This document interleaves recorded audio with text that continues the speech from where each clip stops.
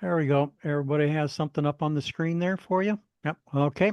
So, going to talk a little bit about DX. First of all, some people may not be quite up to date as far as what DX means. So, we're going to talk about what it is, where and how to find DX, and a little bit about logging, and about some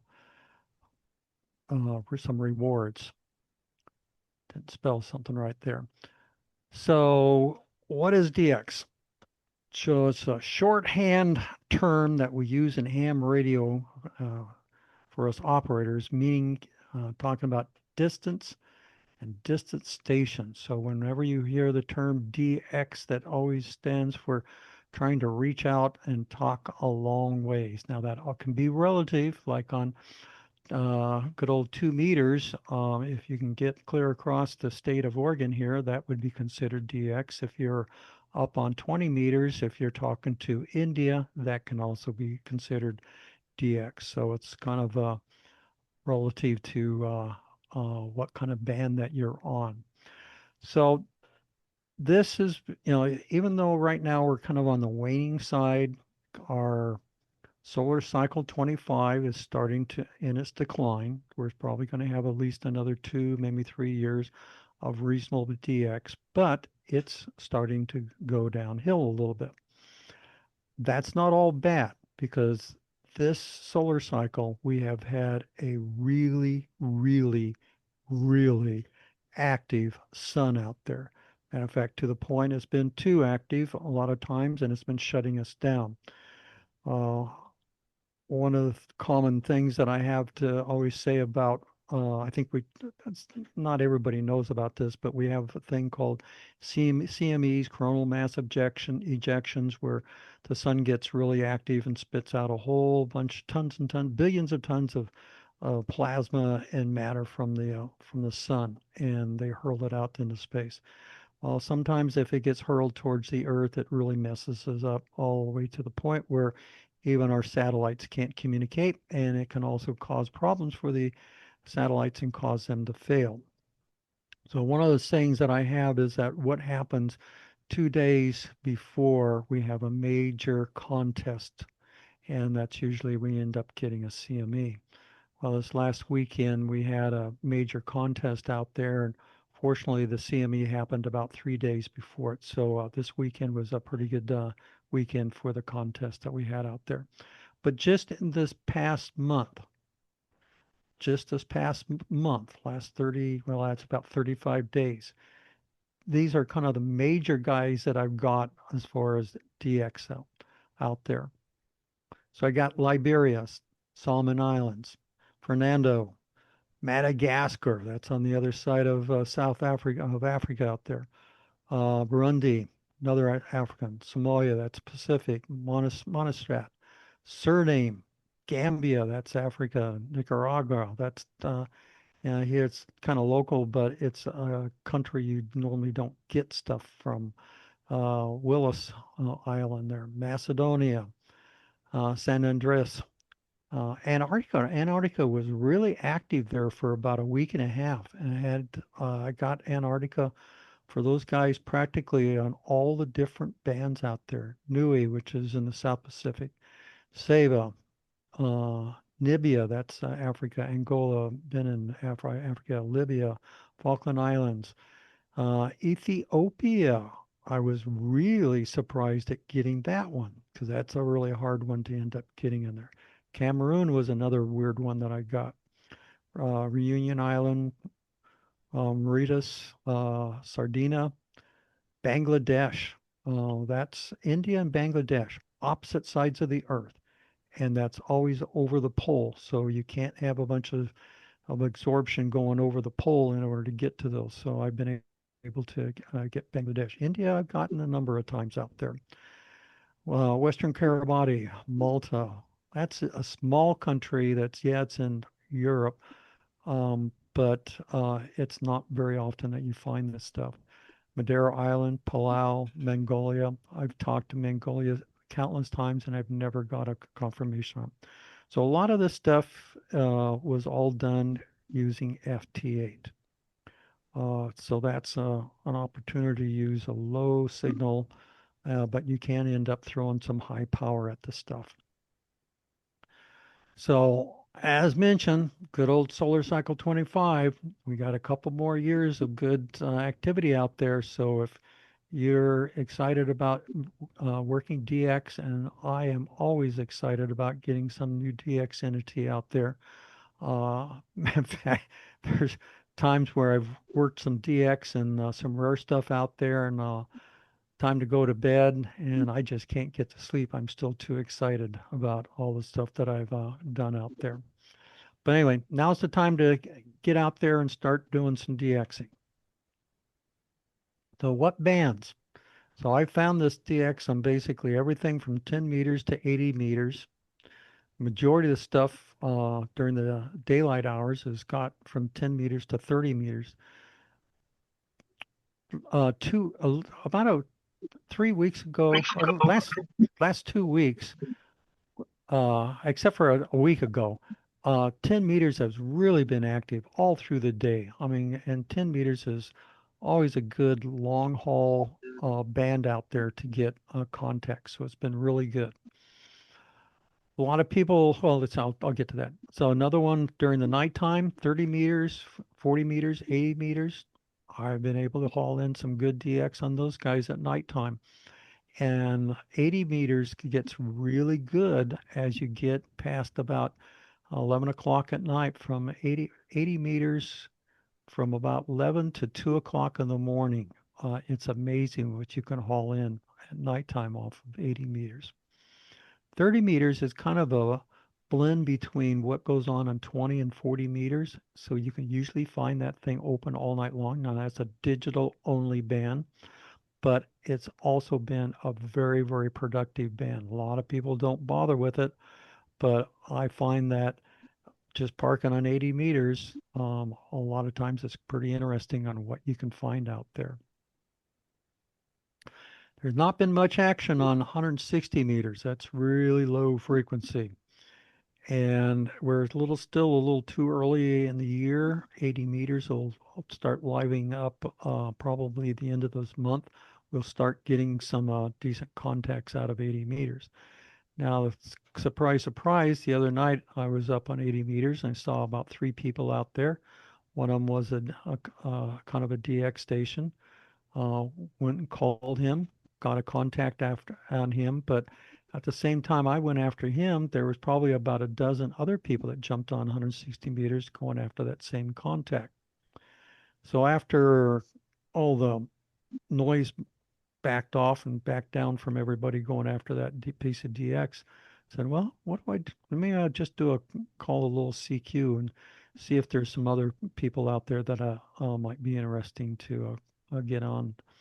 So I called CQ, and another 30 minutes later, I was still working people that were calling me. So it looked like 160 meters was pretty dead, but there's a whole lot of people out there listening just for any kind of live bait that might come along. So that kind of teaches you for other bands, just because you see it looks pretty dead, doesn't mean that there's not a whole lot of people listening out there. So how do you find all this great DX? Well, there's a number of ways of doing it. So one of the things I like is the good old ARL DX newsletter. And that comes out and that gives you a lot of good information. I'll have more information on that. Another good guide for seeking out stuff is PSK Reporter, and I'll talk about that a little bit. Contesting is getting involved in contesting. Doesn't mean that you have to be participating in that contest as far as being a contester, but you can look around and do a little poking around and find some good DX. Good contest for doing DXing is the CQ Worldwide DX contest, and also that's already happened in October. Another one, I think in February, is the CQ Worldwide WPX. Those are all worldwide contests that are very productive on snagging some DX. Also, if you do a little Googling out there, you can always find stuff out there that will help you find and give you some key pointers on how to find the DX. So here's a little copy of the ARL DX newsletter. And you need to be a member of ARL. And that's one of the things that you can subscribe to. There's a whole laundry list of different things that you can subscribe to. So in this, it gives me a whole bunch of expeditions out there. It gives me the call signs. It gives me where they're at, what bands they're going to be operating on. I can usually, most of these expeditions usually have a website, so I can find from the website when they're going to be active on certain bands and a lot of really good information. But having known, or when you know what the call sign is, that's really, really important. So when I'm doing working on um, good old digital modes there, good old I like to run JT Alert. So JT Alert is a cool thing where you can set up states and countries that you're looking for. You can get announcements for it. I like taking on the calls wanted screen there. I can dump into that little list there where you see E51 Delta, uh, that you can dump in all those call signs in that.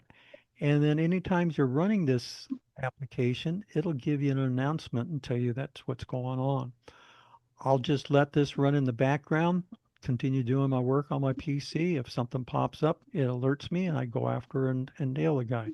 A lot of times at noontime when I'm having lunch, I'll hear alert downstairs. I'll come back and go at these guys and take a look at this and track down that DX. So it's a really easy, simple way of really fine tuning. Like if you're working on worked all states, if you're working on your DXCC, you look at all continents, CQ zones, ITU, blah blah. It goes on and on as far as how you can refine this uh, JT Alert on giving you announcements and finding those stuff that you're looking for. Really important piece of software here, that JT Alert, when you're trying to find stuff on FT8. Another one I like using this morning, I believe it was Libya. Yeah, I think it was Libya, that EL2BG out there. So um, I had got him earlier uh, in the morning there, um, and so got him in the log. But when you find a station, you kind of ask the question, well, when is the best time to find that station? When do you want to be on the air? Where do you want to be listening?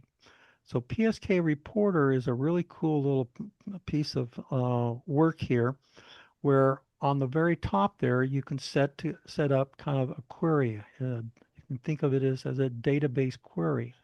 So what I did was set up, hey, for all bands, uh, the particular call sign that I wanted. I poked in the guy's call sign. I said whatever modes are, and PSK Reporter is just for really digital modes.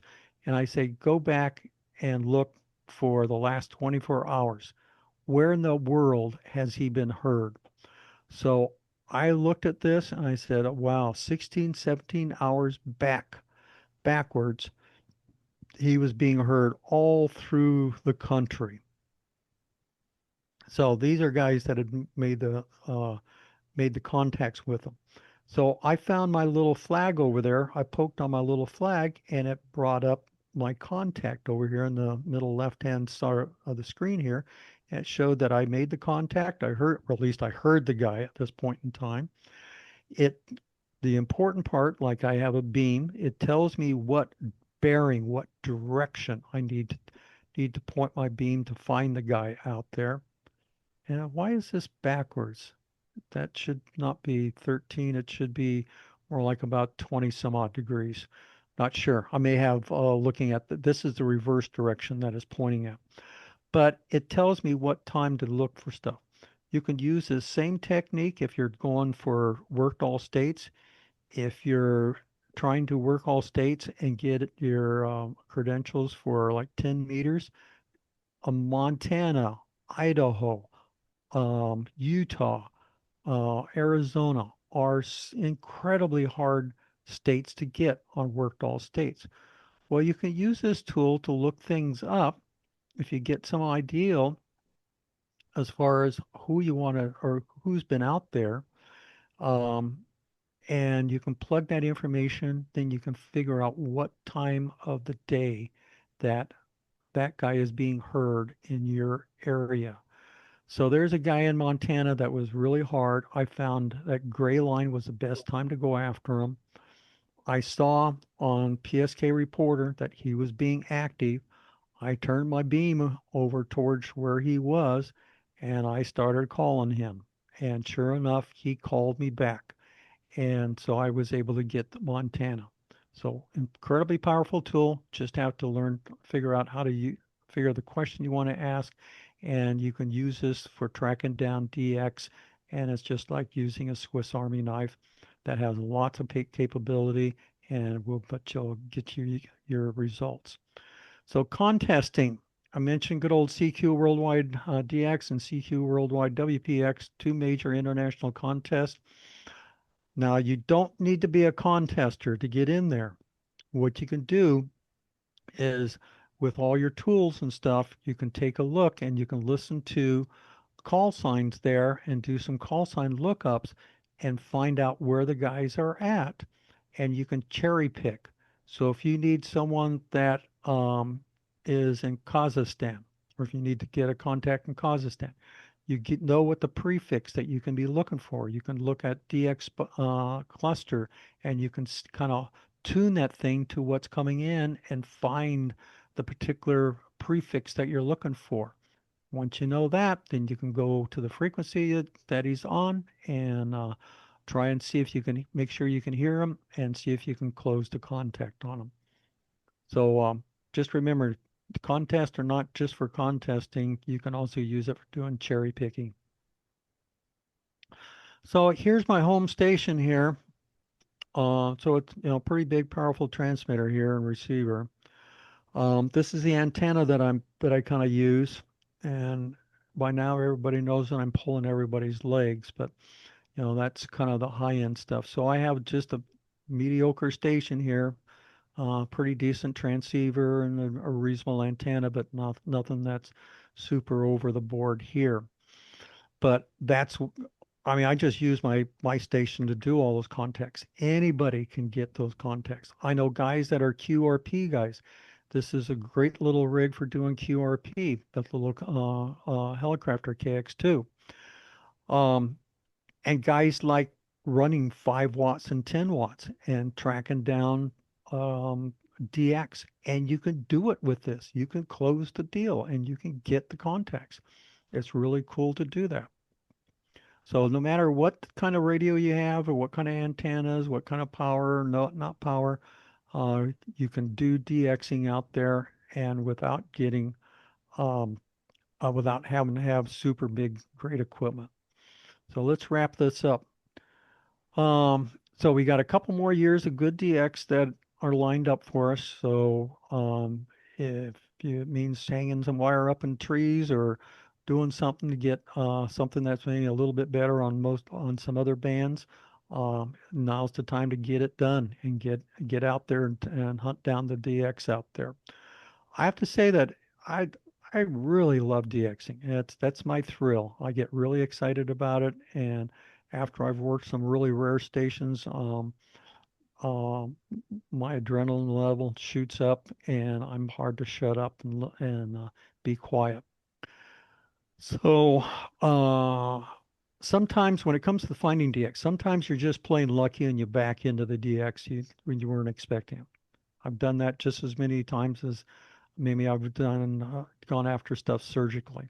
So sometimes it takes good skills. So you got to be skillful to go and listen to it. Like if there's a contest going on, you have to be sometimes skillful to get in there, wedge yourself in there, and close the deal on that DX. Sometimes you rely on your tools. I've showed you a few good tools that you can use for hunting down DX and going after things surgically and nailing that station. So, um, so any way you get it, it counts. Really good to do it. You don't need big, powerful stations to find DX. So just You can do that with simple, mediocre stuff, living in the city, the wires strung up in your trees in the backyard. Just something very, very modest. So in your DX, you always want to log it. So you always want to log it locally. And these days, the main place for doing a lot of your logging is your logbook of the world. So it's always good to get an account on Logbook of the World. And at the end of the day, when you finish doing all your contesting or DXing, upload that log so other people can get credit for it. It's important that other people get credit for stuff that you end up logging yourself. There's times where, yeah, I'm logging a bunch of dupes and stuff like that, or a bunch of things that I've already worked those countries, but I like to see other people get credit for working it. I find that Oregon and Washington, but especially Oregon, is a hard country for people that are trying to work all states that live in Europe. And there for a while, probably a couple times a week, I was getting email from guys trying to set up rendezvous on the air to try and so they could get Oregon. I've had guys say it's been 2, 3, 5 years they've been trying to get Oregon, and that was the first time that they had did it. So it's important to give kudos back to other people to make sure that they get the context you want. The other thing I like doing on contesting is when I worked a country, I mean, there's countries that probably in that list that I read off, there's probably a quarter of those you may never even have heard of those countries. So I like a little geography. So I'll take that country that I looked up or that little island. I'll look them up on Wikipedia and I'll read through what that island is or what that new country is, how they got birthed, a little bit of history, what they produce, what the topography looks like in it. But I really like kind of closing the circle there and finding out what that entity is all about and seeing what makes them so good. So anyway, that's it for this program here. So let me send it back. Come on. Come on, how do I undershare? Just a quick comment, Mike. If you're Sure. going to use a contest to grab some DX, that is entirely cool, but I know that the person on the other end really appreciates it if you know if the exchange is already. Mm-hmm. It's not a huge deal if you don't, but if you look up the exchange online or listen around to figure Yep. out what the exchange is, it surely makes the contester happy that they don't have to spend 5 minutes getting all the information out of you for the QSO. Yeah, there's actually two parts of that. If you're going to use contesting to take and find stuff, it's good to end up knowing the exchange for that particular contest. Also to drop it in a log where you send it in to whatever entity is sponsoring things. And also to drop it into Logbook of the World so people can get credit for it. Mike, Yeah. another program I use is VOCAP, Yep. VOCAP. Hmm. That gives you sometimes gives you a good idea of what bands or will be working and what time during the day they may be available. Yep. Yep. Vocap is another really good um, application that will give you an idea of where RF is going. It'll give you kind of an MUF, minimum usable frequency, on where propagation is going to end up going. So yeah, that's another really good important one. I could have spent a half an hour going through all kinds of different tools out there, and so I'm just trying to keep it as simple as I could, and trying to encourage people to, we got a couple more years of good DX. It's a lot of fun getting out there going after that DX. One more comment, Mike, may I? Go for it. For those of us that don't use Windows, I might recommend Grid Tracker. Grid tracker. Yep. Good point. Any final questions? Mike, do you happen to know offhand how many countries there are in DX land if we were to leave the continental US? Okay, well, okay, when we talk about DX, it's not countries, it's entities. So there are a lot of islands and a lot of protectorates out there that Mm. belongs to countries that are identified as a DX entity. So I believe, what is it, three, four? Hawaii, for example, is its own DX entity. It's not United States, it's Hawaii. Yep, Mm. and Alaska. I think there's like 340 or something like that. Hmm. I know it was over 300, but yeah, Yep. no, that's a lifelong goal for anybody starting out. But That's that yeah. is the holy grail for ham radio is getting um I think it's 330 of them that you end up having to get to be able to Mhm. get that master DX and DXCC. Right. Well, thanks, Mike. That's always it's a great refreshing topic. And Anna, good point on making looking up those contests to see when people are going to be on and again to Mike's point, cherry picking, scanning the dial, looking at the DX cluster and seeing, what countries you need and go from there. And it's amazing how your antenna can hear during a contest weekend. It's suddenly it's active and alive, and you're like, wow, the bands are open. It's like, no, they've always been open. Not everybody's been on. Let's So, put it this way. I worked on November sweepstakes one November on sideband. mhm. That was the one that was last weekend, and I made worked all states in a weekend. So, Yep. I mean, if you work a contest like that, you can work significant amounts of numbers of entities depending on the contest. Excellent point. So it all comes down to, if you want to do it easily, or I should say, have an easier time of doing it, find out when the contests are that are happening that are um, promoting such a thing. So thank you, Mike. Vibrant topic as always.